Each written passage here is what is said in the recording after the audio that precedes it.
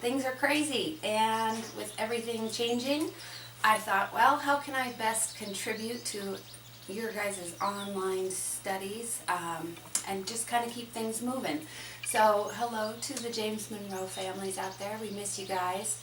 I highly recommend using technology. Remember, you still can actually talk to people on the phone, which is a nice thing. Be like us Gen Xers and go back to that. Anyway, so I thought I would do a recipe for you guys, post it out, share the recipe with everyone, and I figured this is something most of you have the ingredients for already at home. And who doesn't like a warm, delicious cinnamon roll? So we're going to do the cinnamon roll recipe. This was also something we were supposed to be doing coming up here, but with the closures, obviously it's not happening. So I'm going to wash my hands because that's the world we live in. And who told you to wash your hands from day one? This girl. All right. So even though I am at home, I am still obviously following safety protocols and taking care of my loved ones the best I can. Don't forget those 20 seconds. Get those nail beds clean. You need to do it like that, right? Remember what we did in class when I gave you germs. Hopefully you guys are all still following that same protocol. All right, good 20 seconds worth of hand washing. Let the water run off. And you are ready to handle food safely. All right. So for the cinnamon roll recipe, this is very easy. You can see here in front of me, I've got some flour, sugar, oil, milk, baking powder, baking soda, salt, and our good old friend yeast. This apparently has been a little tricky to find out at the stores right now, so I apologize, but it is only like 79 cents. So if you see some, grab some. It's good to have around. Even if you don't want to make cinnamon rolls, you could do some bread or a whole host of other things, pizza dough like we did in class. All right, so for the dough, we're going to heat the milk, vegetable oil, and sugar in a medium saucepan over medium heat. So I'm going to measure those things out right now. We need 2 cups of milk, and I say in the recipe whole milk. I'm using 2%. It works just fine. You can also use almond milk and make it vegan, which we're going to experiment with later today since my son has decided to go vegan on me. He's also the video filmer, so thank you for helping me out, kiddo. You're welcome. Remember, with liquid measurements, you want to use the liquid measure cup. You want to have it on a flat surface. You're going to look at it eye level and make sure you're where you need to be for the measurement. So, 2 cups of milk in the pot.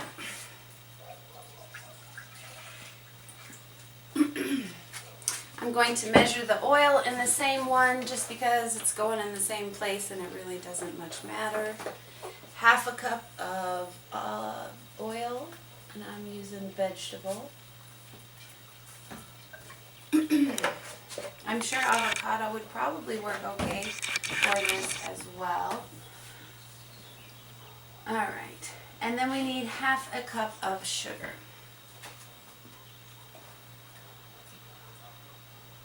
All right, I'm trying to scoop above. I'm going to take this over to the sink, and I'm going to level off my 1/2 cup. All right, and in we go. So the recipe says over medium heat just below a boil, or simmer as some of you may remember. And you need to stir this so that you can get the sugar dissolved into the liquid. So I'm going to turn that down to about medium low to start. Get the sugar stirred in a little bit. And give it a second to warm up there. All right, so while this is warming up, and you are going to need a kitchen thermometer. Remember, you should probably have one anyway, because if we are cooking meat at home, you want to make sure you're above that 140 marker, keeping things out of the danger zone. Heaven forbid on top of everything else, you got some kind of foodborne illness and your guts weren't happy. So these are only a couple bucks at the grocery store. When we are taking the temperature of the liquid, you do not want to just put the thermometer right in there because we've got open flame underneath it, right? The pan is going to be hotter than the liquid.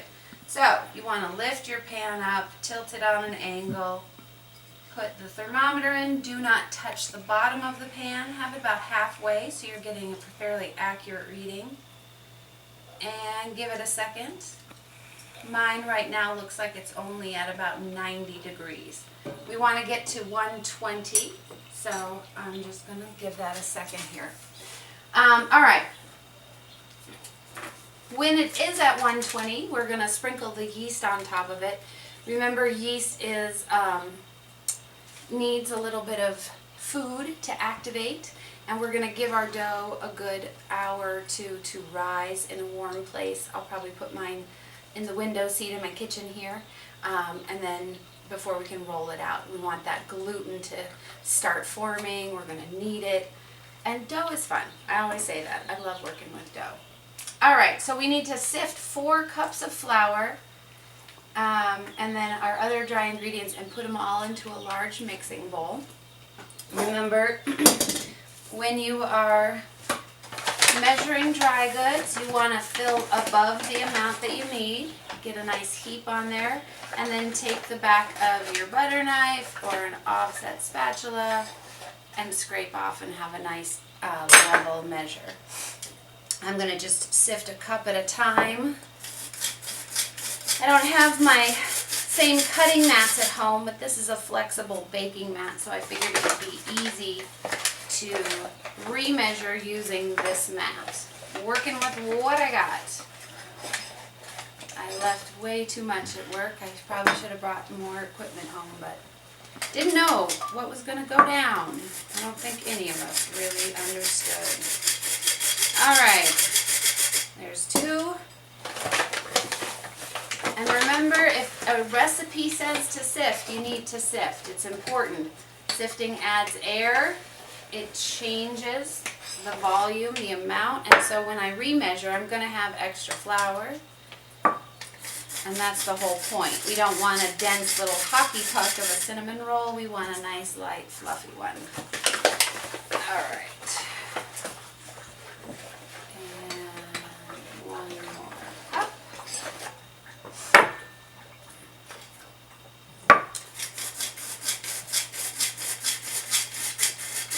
Alright. And I can hear my milk and oil start to kind of bubble behind me, so I want to check the temperature again here before I go on with the dry ingredients.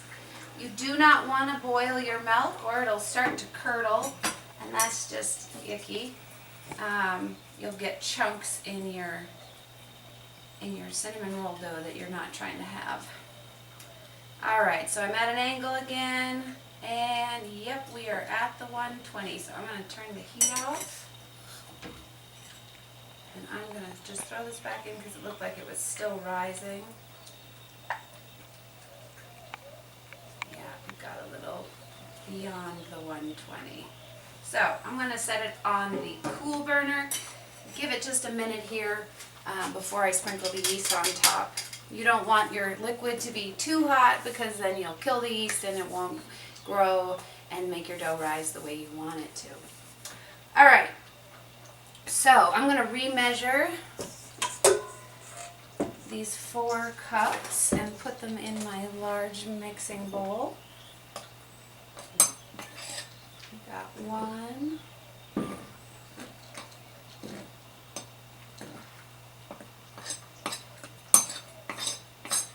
2. And now this is where the mat starts to become more helpful. If you lift it up. Sprinkle right in without making too big of a mess.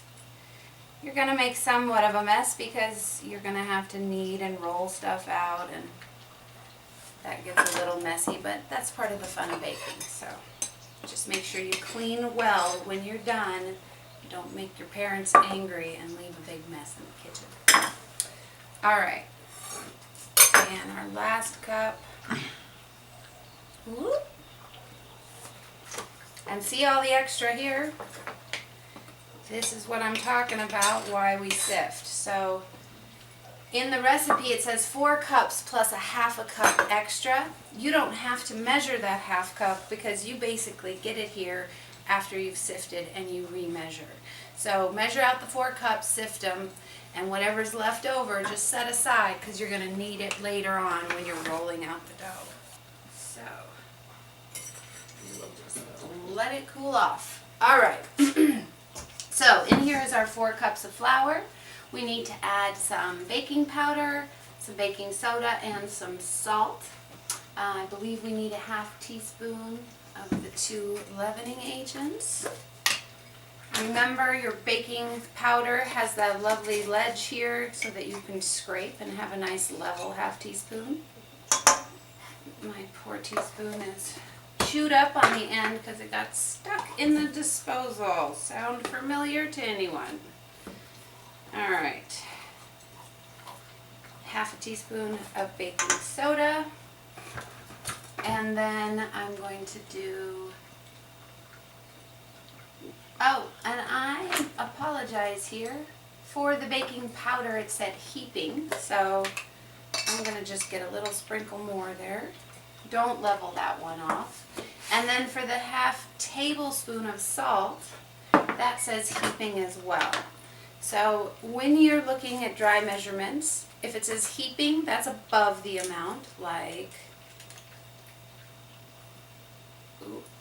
that. Level is like I've been showing you, where you scrape off the extra, and scant is just a little bit below.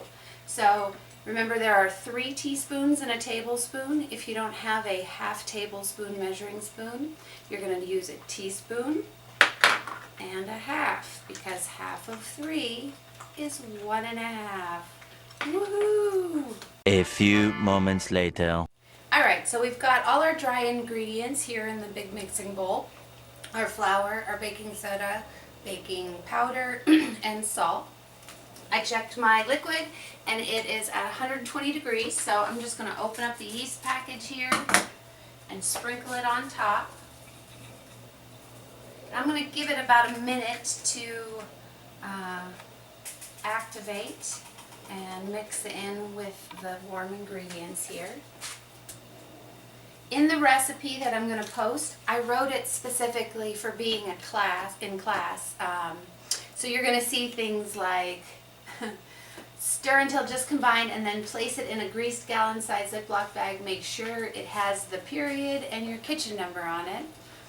Oh, it makes me miss you guys. So yeah, you don't need to worry about that part, obviously. I am going to put my dough in a large Ziploc though, because I'm going to let it rise, and this is just the easiest way. Actually, wait, maybe well, no, because I want to use the bowl again. You could leave it in the bowl, cover the bowl up with a little saran, and it'll rise right in the bowl. But I'm going to do some other stuff here, so I want my bowl back. What's the problem with limited tools? So, I can see here that the yeast is starting to absorb into the liquid there. That's what your mixture is going to look like. And then you are simply going to dump this right into the dry ingredients.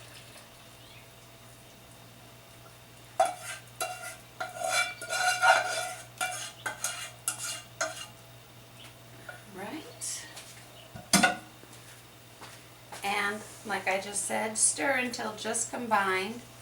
This is going to be very sticky, so you want to do all you can to avoid touching it with your fingers.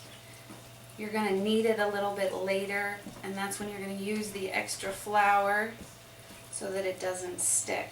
I know some of you like to get your hands right in here, but if you do it with some extra flour, it's a little safer and it's a little less of a mess.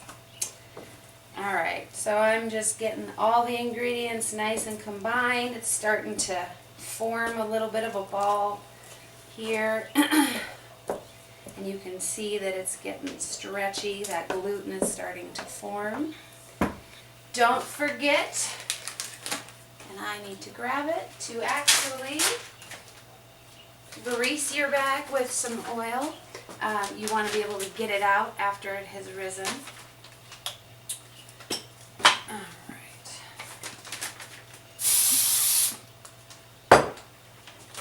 And this is when it's nice to have a helper hold the bag for you so you can safely get all the dough in there. Son, are you up for it? Thank you, I appreciate it. Alright, well, that's not really, thank you, open it. There we go. So, don't touch this dough. Just use your spoon. Make sure that person is holding the bag firmly, because once the majority of it gets in there, the bag gets heavier in a hurry. And get all the dough you can off of there and into the bag. Alright, so we're going to let this rise for about an hour in a nice warm spot, and then we will continue on. See you in a bit. 2 hours later. Hello! So, we have let our dough rise for a couple of hours. I actually moved the bag out into the backyard and put it in a little sunny spot and let it stay out there for about half an hour. And that's good for you guys too. Get some sunshine. It is going to help. You're going to feel better, and it's just really important to spend a little time outside every day. So anyway, now we're going to do the fun stuff. We're going to roll the dough out and knead it first and get it filled up and stuffed and in the oven. So here we go.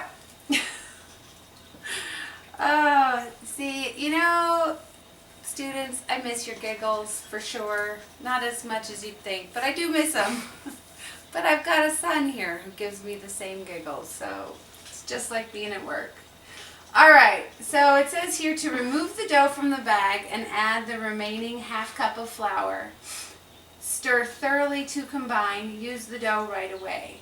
You can also refrigerate this dough and let it rise overnight and use it the next day or even within 2 days.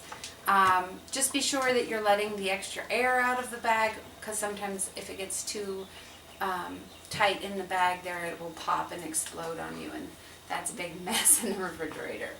So we're going to knead it a little bit. What I'm going to do, the recipe says stir in the ½ cup of flour. I think it's easier to knead it in, and I'll demonstrate that right now. I've separated the flour. I'm going to use the other half later on, and I wanted to just use a smaller portion. So this is just half of the dough that we made. But as you can see, it actually looks like dough. And it's still pretty sticky, but because we sprayed the bag, it comes out really nice and easy there. I'm going to sprinkle just a little bit of this on top. And you can see that I already have my surface floured as well. The flour is really your best defense against sticking. So remember, you're going to fold, rotate, push with your palms, fold, rotate, push with your palms. And that's my oven going off. You need to cook these at 375, and I went ahead and already preheated the oven. So this dough is nice. I don't really have to add much more flour here at all. It's not sticking to my hands. It's kneading well. I always tell the students to listen to the dough, that it talks to you. It tells you if it needs more flour. I think I'm a little crazy, but you know, it's okay. I don't mind. All right. So when you roll this out, you want to keep it kind of in this same rectangular shape as the mat that I have here, because you're going to roll it up like a big burrito. If your your rolling pin, needs some flour, you can roll it right on top of the surface and it coats it pretty nicely there. I wish my counter was a little lower, then I would have better leverage.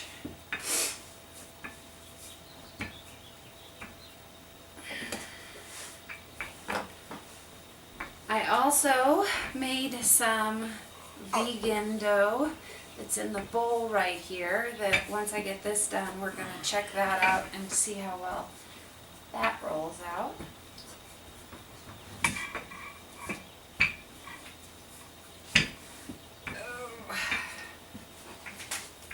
Alright, starting to cooperate a little bit better here.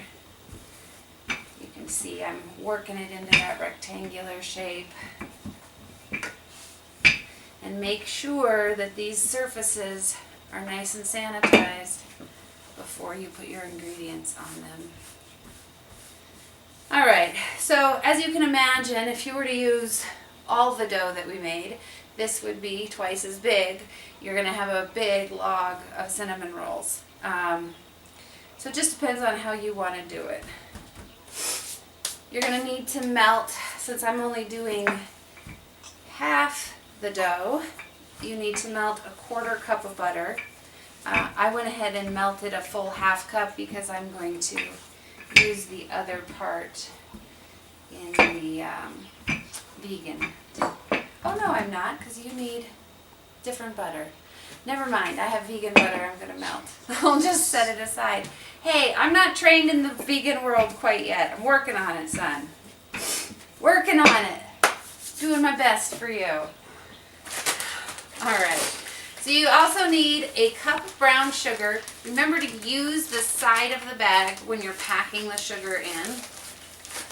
You don't need to worry so much about leveling off, but keep it pretty level to the top of your measure cup. And then I'm going to dump that in a bowl.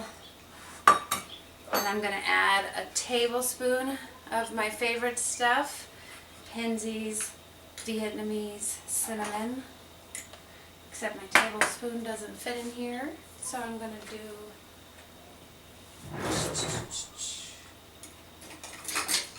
That work? No. I'll do 3 teaspoons, which, as we know, equals a tablespoon. So you want to level your cinnamon as well. Cinnamon is a very strong flavor, and it's delicious, but you don't want to go overboard or it will overpower everything.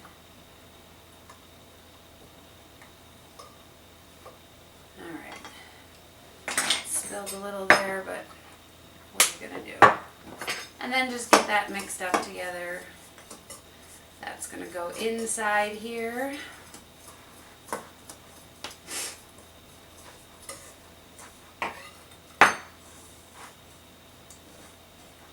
Just breaking up the brown sugar a little bit. And I promise you, I've washed my hands numerous times today. They are clean. Alright, so I'm going to take my melted butter and I'm just going to drizzle it on top of the dough.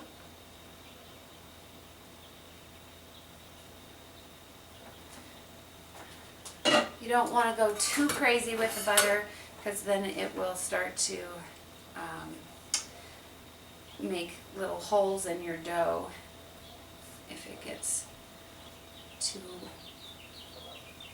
much of the butter on top. Alright, so you're going to just spread that out with your fingers. If you've got a pastry brush, you can use that as well. And then you're just giving a nice generous coating of the cinnamon and sugar.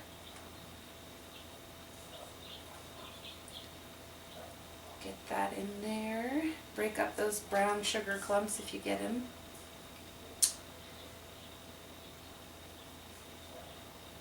Alright. That looks good to me. And then you are going to roll this up. I find it easiest to roll it toward you. So start at the end here and just with small little amount at a time, work your way across and keep it nice and even and start to roll up that cinnamon roll shape. Get your log, for lack of a better word. I think that's what it looks like. And then you're going to pull the dough around. And dough is so flexible, you can really pinch it here and it'll stay together. If you want to, you can also get a little water or a little more of that melted butter and kind of secure your seam. I'm going to flip it on top here, kind of even it out. Now, nice little pro tip, if you take some thread, which hopefully everybody has at least a spool of thread in their home, this works as a great cinnamon roll cutter. You want a piece long enough that you can cross it over. So I'm going to go in the center here. I'm going to take the thread, cross it, and just pull. And it slices it up really nice for you.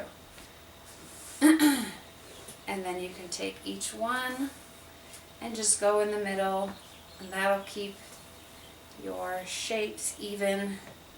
You should get about 8 pieces from each half. So, and this dough, you know, probably could have risen a little bit longer. It's not quite as fluffy as some of the doughs that I've made, but I think it's still going to make a really nice cinnamon roll. Alright, one more cut there, and then you're going to put them circle side up on your pan, about 1 inch apart from each other. You want to give them enough room to grow a little. If you don't care if they kind of start to mush together, you can put them closer together on the pan.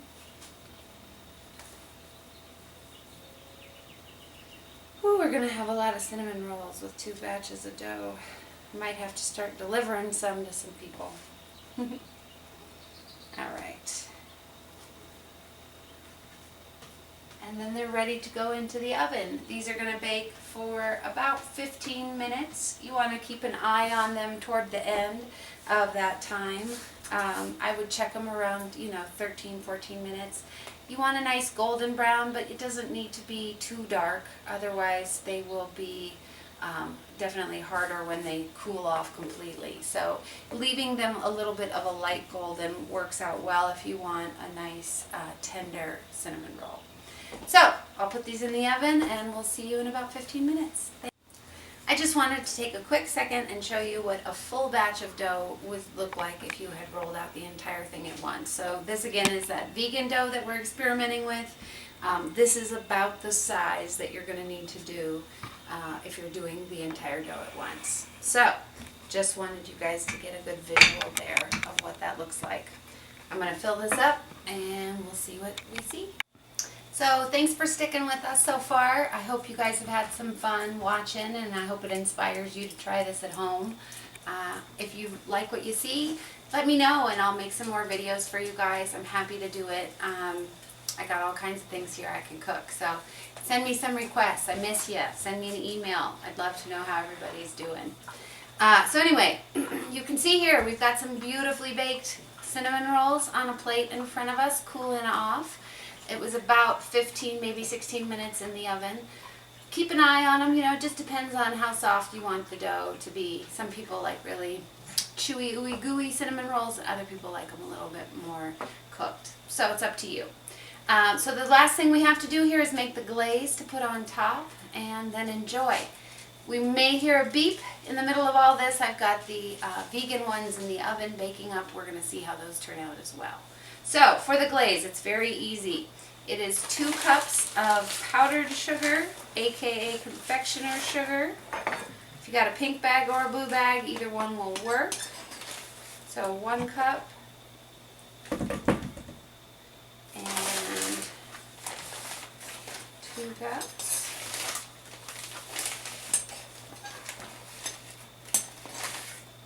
And then you're going to want to put in 2 tablespoons of melted butter, which I've already done right here. 2 teaspoons of vanilla. Ooh, and that's one thing I think I'm going to have to go back to Penzeys for. While we're supporting our small business, if you need spices, definitely go over to Penzeys while they're still open. They really do have just the best stuff around. I'm a big fan. Alright, and then 4 tablespoons of milk. And I'm actually going to start with 2 and whisk it a little and just sort of see the consistency.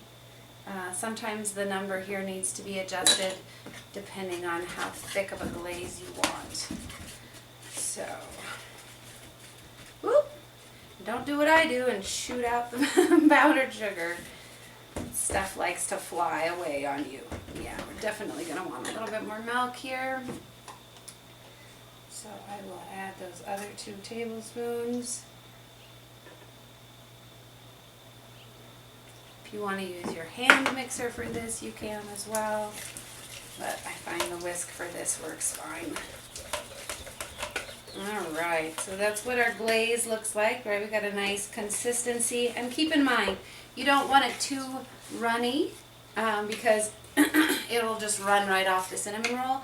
And while they're still warm, it's going to melt it a little as it pours down on top. So that's a nice consistency. I'm going to just take a regular old spoon and start to drizzle the glaze over the cinnamon rolls. And we'll just let the heat of the cinnamon rolls do the trick here. Alright, so we just got a few more seconds left on our vegan cinnamon rolls, and I wanted to show you the actual effect of putting the glaze on when it's still really warm. Ah, there they are. So these are looking nice and golden brown. Beautiful. And this dough actually works really nicely. It's spread out well. They look lovely. And I'm going to just take one of these guys and transfer it over here to our cooling rack. Now I went ahead and made some vegan glaze as well. This is powdered sugar, a cup, a half teaspoon of vanilla, and 2 tablespoons of almond milk. So basically the same as the other glaze, but with no cow's milk in it. And when this cinnamon roll is hot and you get this on, you can just see all the glaze likes to seep into the nooks and crannies and give it a nice coating.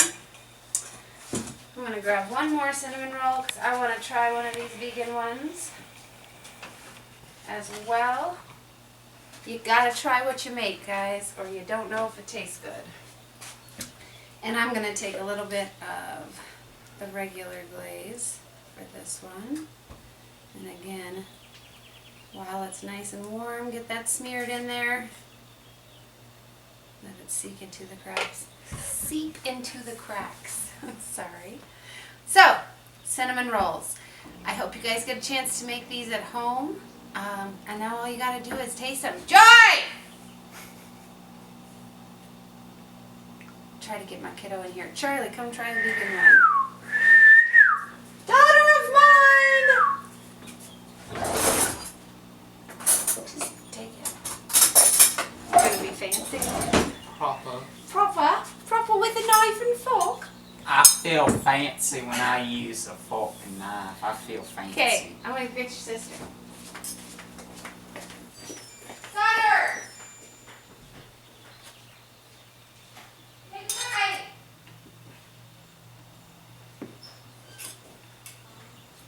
Yes, come take a bite.